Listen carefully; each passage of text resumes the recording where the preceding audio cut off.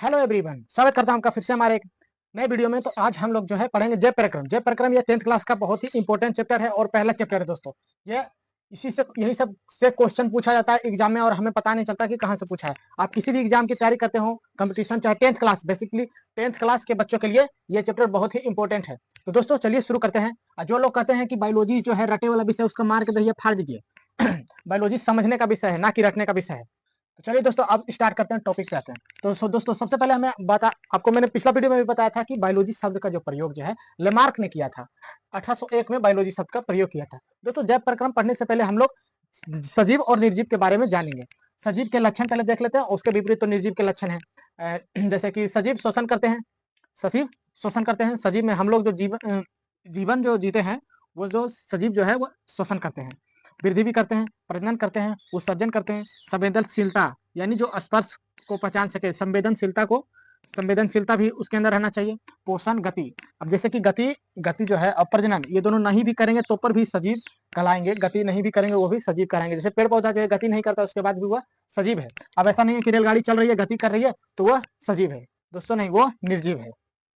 तो आप समझते हैं जैव प्रक्रम। जैव प्रक्रम, जैव प्रक्रम दोस्तों समझिए, जैव माने जीवन और प्रक्रम माने प्रक्रिया। जीवन जीने की प्रक्रिया को ही जैव प्रक्रम कहते हैं। आपको समझ में आ गया होगा। लाइफ प्रोसेस मतलब कि जीवन जीने में जो भी प्रक्रिया होती है, श्वसन, वृद्धि, प्रजनन, ये सब जो भी प्रक्रिया होती है वो सब जैव प्रक्रम में आता है। जैव प्रक्रम ना हो, ये सब प्रक्रिया हमारे अंदर ना हो तो हम लोग जीव नहीं, जिंदा भी नहीं रहेंगे।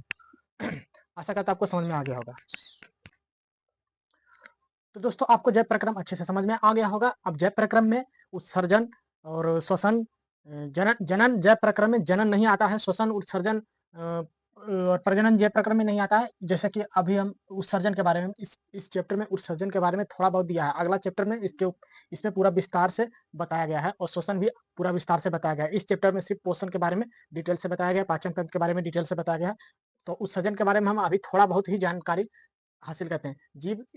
जैविक क्रियाओं के कारण हमारे शरीर में कई प्रकार के हानिकारक पदार्थ का निर्माण हो जाते हैं। उनका शरीर से निष्कासन ही उत्सर्जन कहलाता है।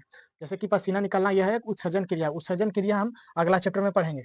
तो दोस्तों जैव प्रक्रम पोषण पढ़ने से पहले हमने आपको जैव प्रक्रम अच्छे से समझा दिया और अभी आपके पहला चैप्टर में जो है एक कोशिका एवं बहुकोशिका के बारे में बताया गया है। पहले हम एक कोशिका और बहुकोशिका के बारे में समझ लेते हैं, उसके बाद जो है हम लोग पोषण के बारे में पढ़ेंगे, पोषण वो भी डिटेल से। एक कोशिका, इनका शरीर एक ही कोशिका का बना होता है। जिनका शरीर अनेक कोशिकाओं का बना होता है उसे बहुकोशिका कहते हैं। एक कोशिका जिनका शरीर एक कोशिका का बना होता है, बहुकोशिका जिनका शरीर बहुत से अनेक कोशिकाओं का बना होता है। एक कोशिका में उत्सर्जन पाचन क्रिया एक ही कोशिका में होता है, बहुकोशिका में अलग अलग अंग बनाए जाते हैं कोशिकाओं के द्वारा और उनके द्वारा होता है। इनमें पाचन, उत्सर्जन, प्रजनन सभी क्रिया एक ही कोशिका में होता है। भोजन खाने और निष्कासन के लिए खास अंग नहीं होते हैं। एक कोशिका में भोजन को खाने और निष्कासन के लिए खास अंग नहीं होते हैं, बल्कि और जबकि बहुकोशिका में इसके खाने के लिए खास अंग और निष्कासन के लिए खास अंग होते हैं। भोजन खाने और निष्कासन के लिए खास अंग एक कोशिका में नहीं होते हैं।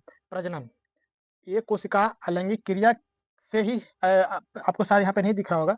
प्रजनन जो है एक कोशिका अलैंगिक क्रिया से करते हैं, जबकि बहुकोशिका अलैंगिक दोनों तरह से कर सकते हैं।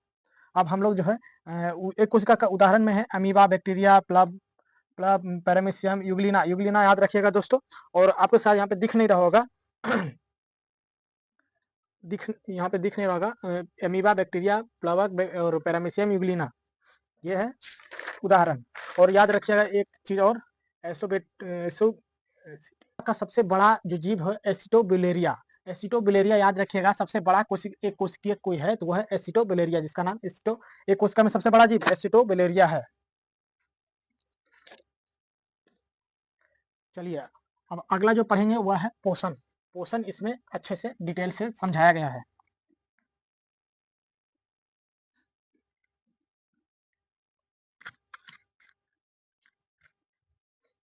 दोस्तों अब हम नेक्स्ट टॉपिक पे ध्यान देते हैं। जीव संबंधी क्रियाओं को सुचारू रूप से चलाने के लिए प्रत्येक जीव को दो प्रमुख आवश्यकताएं होती हैं। पहला उपापचयी, दूसरा जीव द्रव का निर्माण। उपापचयी क्रिया निरंतर शरीर की संचालन के लिए ऊर्जा प्रदान करती है। निरंतर शरीर में संचालन के लिए ऊर्जा प्रदान किस क्रिया के द्वारा? उपापचयी क्रिया के द्वारा की जाती है। दोस्तों आपको लग रहा हो कि क्या पढ़ा रहा है इतना सारा। दोस्तों हम जो है डिटेल से पूरा पढ़ा रहे हैं। बुक में ये आप जाइए, खोल के देखिए, ये सब उपापचयी द्रव सब डिटेल में है, दिया हुआ है। ना कि हम सिलेबस फटाफट भगा रहे हैं, वैसा नहीं कर रहे हैं कि हमको चैप्टर खत्म कर रहे हैं, नहीं, हम जो भी है सब डिटेल से पढ़ा रहे हैं। एक-एक पॉइंट को कवर करते हुए बुक में आपका एक भी पॉइंट छूटेगा नहीं। आप ये वीडियो पूरा देख लेते हैं तो। हमने पूरा डिटेल से एक-एक चीज़ को कवर करते हुए चल रहे हैं। दोस्तों, पहले पोर्शन पढ़ने से पहले बुक में ये दिया हुआ है उपापचय एवं जीव द्रव का निर्माण। जीव उपापचय तो निरंतर शरीर में संचालन के लिए ऊर्जा प्रदान करती है।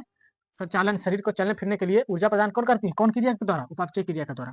जीव द्रव का निर्माण, ये भी एक क्रिया है। टूटे-फूटे ऊतकों की मरम्मत के लिए जीव द्रव का निर्माण होता है। तो दोस्तों अब पढ़ते हैं हम पोषण। पोषण किसे कहते हैं पहले ये ध्यान लेते हैं। वह विधि जिससे जीव जीव पोषक तत्वों को ग्रहण कर उसका उपयोग करते हैं, पोषण कहलाते हैं।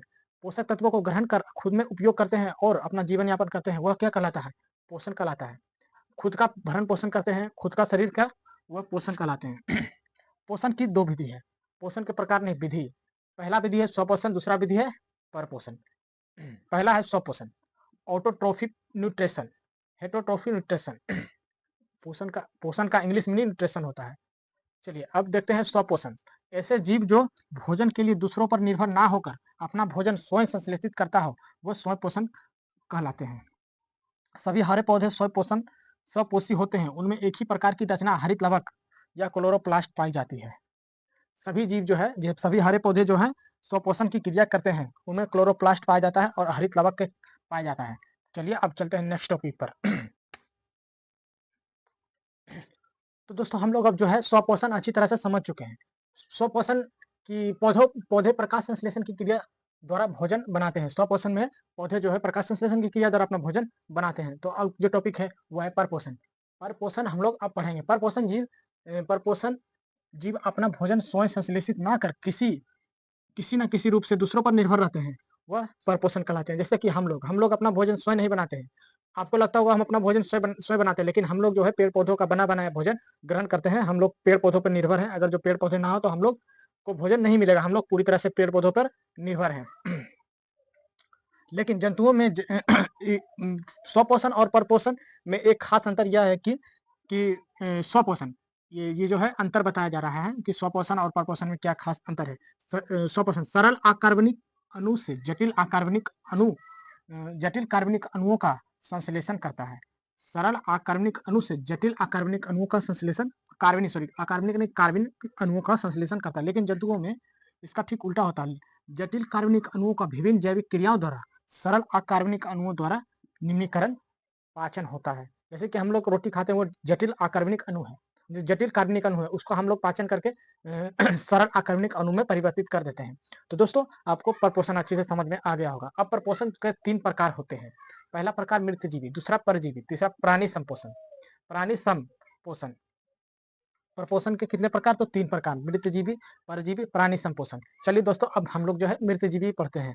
मृतजीवी इस प्रकार के पोषण में जीव मृत्यु इस प्रकार के पोषण में जीव मृत जीवों के शरीर से अपना भोजन प्राप्त करते हैं। इस प्रकार मृतजीवी नाम से ही पता चल रहा है कि मरे हुए जीवों से अपना भोजन को ग्रहण करते हुए है मृतजीवी। जैसे कि कीड़े-मकोड़े मर जाते हैं, कोई भी जानवर तो कीड़ा-मकोड़ा जो आपको दिखता है, जो पशु मर जाते हैं उसके बाद उसमें जो सड़ता है, उसमें जो कीड़े दिखते हैं वो है क्या है? मृतजीवी। वह जो है मरे सड़े-गले पौधों या जीवों से अपना पौधों नहीं, जीवों से अपना भरण-पोषण करते हुए है मृतजीवी। मृतजीवी इस प्रकार के पोषण में समझ गए होंगे आप लोग। यह एक प्रकार का अपघटक भी कहे जाते हैं। यह अपना भोजन तरल अवस्था में ही अवशोषण करते हैं। सूख जाने पर यह अपना भोजन जो है तरल अवस्था में ही शोषण करते हैं।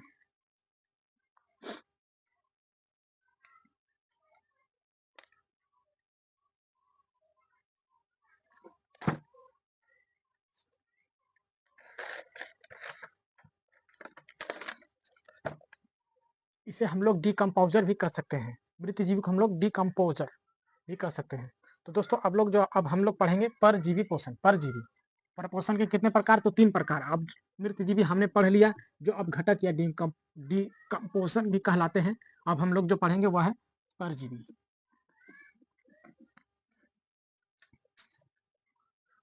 तो दोस्तों अगला जो टॉपिक है वह है परजीवी। परजीवी तो दोस्तों हम लोग जो है अब परजीवी को देखते हैं। इस प्रकार के पोषण में जीव दूसरे प्राणी के संपर्क में अस्थायी रूप से रहकर उससे अपना भोजन प्राप्त करते हैं। जैसे अस्थायी रूप में रहकर उससे अपना भोजन प्राप्त करते हैं, उसे हम लोग परजीवी कहते हैं।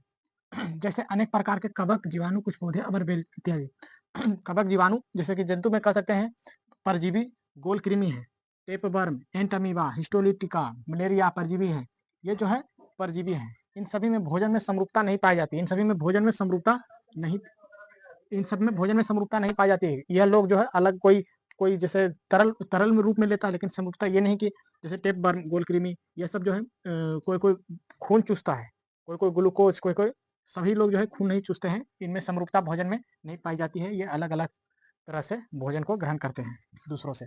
तो अगला जो टॉपिक वो है प्राणी संपोषण, होलीजोइक, इंग्लिश में होलीजोइक कहते हैं इंग्लिश। वैसे पोषण जिनमें प्राणी अपना ठोस या तरल के रूप में इसमें तरल के रूप में लिया जाता है, लेकिन इसमें जो है ठोस और तरल दोनों के रूप में लिया जाता है। वह जो है प्राणी संपोषण कहलाते हैं। इसी में हम लोग जो आते हैं, इसी प्राणी संपोषण में हम लोग ही आते हैं। तो जैसे कि जंतु, अमीबा, मेंढक। मेंढक हम लोग रोटी खाते हैं ठोस के रूप में, अमीबा भी ठोस के रूप में भोजन करता है और मेंढक भी ठोस के रूप में भोजन करता है। जैसे मेंढक कोई कीड़ा को खा गया, वो एक तरह से क्या है, ठोस है। जटिल अकार्बनिक अणु को सरल कार्बनिक अणु में यह बदल देता है, कौन, तो परजीवी। तो दोस्तों अब हम लोग जो है पौधे पढ़ेंगे, पौधों में पोषण। पौधों में पोषण कैसे होता है, पौधे अपना जीवन यापन पोषण कैसे करते हैं। तो वैसे पौधे जो प्रकाश संश्लेषण नहीं करते हैं, उन्हें दो भागों में विभाजित किया गया है। पहला जो है वो है मृतजीवी, दूसरा है परजीवी। मृतजीवी में हम लोग कह सकते हैं गोबर छत्ता, और परजीवी यानी अभी मैं आपको बताए थे परजीवी में अमरबेल भी आ सकता है, अमरबेल परजीवी में, और गोबर छत्ता जो है मृतजीवी में। यह जो पौधे सड़ जाते हैं, सड़ गल जाते हैं, तो ये गोबर छत्ता वहाँ पे उग जाता है। जैसे कि आप लोग देखते होंगे कि जहाँ पे पौधा सड़ गल गया, पत्ती-वत्ती, वहाँ पे गोबर छत्ता उग जाता है।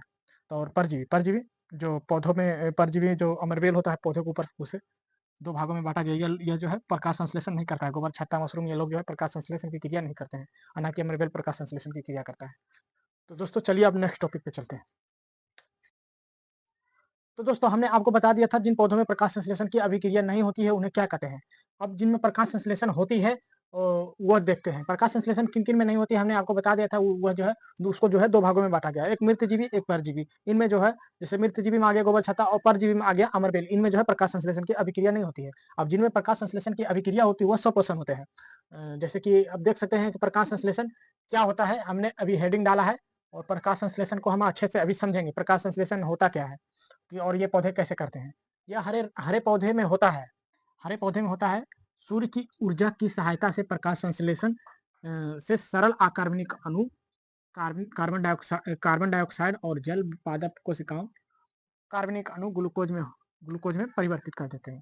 तो दोस्तों प्रकाश संश्लेषण की प्रक्रिया में कार्बन डाइऑक्साइड, जल और सूर्य का प्रकाश और पर्णहरित क्लोरोफिल की आवश्यकता होती है। इन सभी क्रिया करके ग्लूकोज बनाते हैं, और ये प्रकाश संश्लेषण की प्रक्रिया में मूलतः ग्लूकोज का ही उत्पादन होता है। तो प्रकाश संश्लेषण का जो है ग्लूकोज का जो है ये जो सूत्र है देख सकते हैं 6CO2 12H2O, और सूर्य के प्रकाश की उपस्थिति में क्लोरोफिल के साथ 6 C6H12O6 plus 6O2 plus 6H2O ये बना ग्लूकोज। रिएक्शन हुआ सूर्य के प्रकाश की उपस्थिति में, क्लोरोफिल की उपस्थिति में, और ये ग्लूकोज बना। ये ग्लूकोज का सूत्र है C6H12O6 plus 6O2 plus 6H2O। प्रकाश संश्लेषण, अब प्रकाश संश्लेषण के कुछ और मुख्य बिंदु हम लोग जान लेते हैं अच्छे से। प्रकाश संश्लेषण क्लोरोप्लास्ट युक्त पेरेन्काइमा कोशिकाओं में होती है। प्रकाश संश्लेषण पेरेन्काइमा कोशिकाओं में होती है, याद रखिएगा। पेरेन्काइमा कोशिकाओं में होती है, पेरेन्काइमा कोशिकाओं में होती है। यह क्रिया मेसिफिल ऊतक में होती है, क्योंकि पेरेन्काइमा कोशिकाएं में अन्य कोशिकाओं की अपेक्षा क्लोरोप्लास्ट की मात्रा अधिक होती है। जो है पेरेन्काइमा कोशिकाएं से मिलकर कौन सी ऊतक बनता है, तो मेसोफिल। ये मेसोफिल में ही होता है, क्योंकि पेरेन्काइमा कोशिकाओं में क्लोरोप्लास्ट की मात्रा अधिक होती है। अन्य कोशिकाओं की अपेक्षा क्लोरोप्लास्ट की मात्रा अधिक होती है, और क्लोरोप्लास्ट में क्लोरोफिल नामक हरा रंग द्रव होता है। क्लोरोप्लास्ट में ही क्लोरोफिल नामक हरा रंग द्रव होता है। यह सूर्य के प्रकाश को, सूर्य की रोशनी को सोखती है। कौन सोखती है, तो क्लोरोफिल जो है सूर्य की रोशनी को सोखती है। और सूर्य की रोशनी को, सभी रोशनी को नहीं सोखती है। सूर्य की रोशनी में एक नीला रंग और तथा लाल रंग, इन दोनों को सोखती है। क्लोरोफिल सोखती है, वह अंदर तक जाती है। अब देखते हैं स्टोमाटा। आपने पत्ती में स्टोमाटा के बारे में काफी सुना होगा। स्टोमाटा का मुख्य कार्य होता है गैस का आदान प्रदान करना। स्टोमाटा पत्ती तथा अंगों की एपिडर्मिक्स में पाए जाते हैं। एपिडर्मिक्स में पाए जाते हैं, पत्ती तथा अंगों के एपिडर्मिक्स में पाए जाते हैं। ये क्वेश्चन आपसे पूछा जा सकता है। यह जो है गैसों के आदान प्रदान में जिम्मेवार होता है। जब कार्बन डाइऑक्साइड को लिया जाता है तब खोला जाता है, और ऑक्सीजन को छोड़ा जाता है तब खोला जाता है।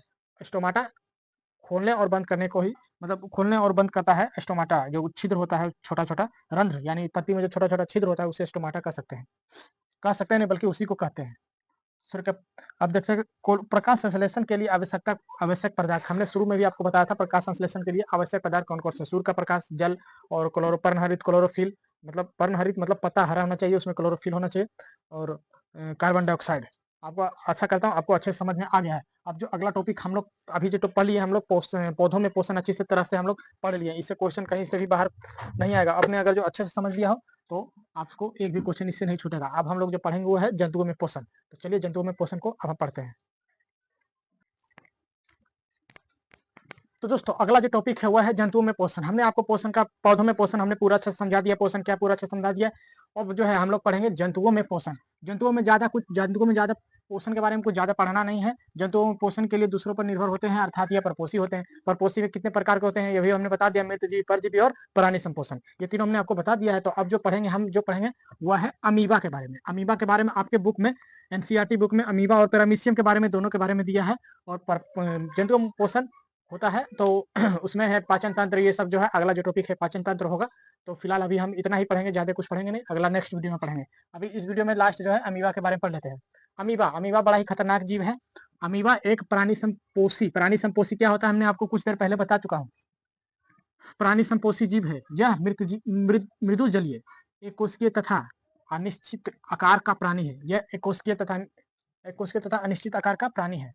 आकार उत्पादों के बनने बिगड़ने के कारण बदलता रहता है। इसका आकार उत्पादों के बनने और बिगड़ने के कारण इसका आकार बदलता रहता है। इसका कोई आकार नहीं होता है।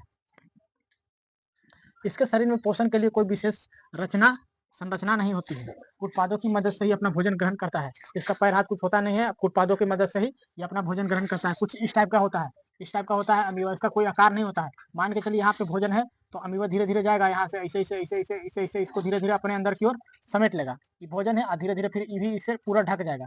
समझ रहे हैं? ये पूरा भोजन अंदर ले लिया, अब इसको खा जाएगा। अब इसमें जो है अमीबा का भोजन, अमीबा का जो भोजन है, शैवाल के छोटे टुकड़े, बैक्टीरिया, डाइटम, छोटे एक कोशिकीय जीव, बड़े नहीं, एक छोटे एक कोशिकीय जीव, मृत कार्बनिक पदार्थ। अमीबा में पोषण अंतःग्रह पाचन बहिष्करण प्रक्रिया द्वारा होता है। अमीबा में अंतःग्रहण और पाचन बहिष्करण प्रक्रिया द्वारा होता है।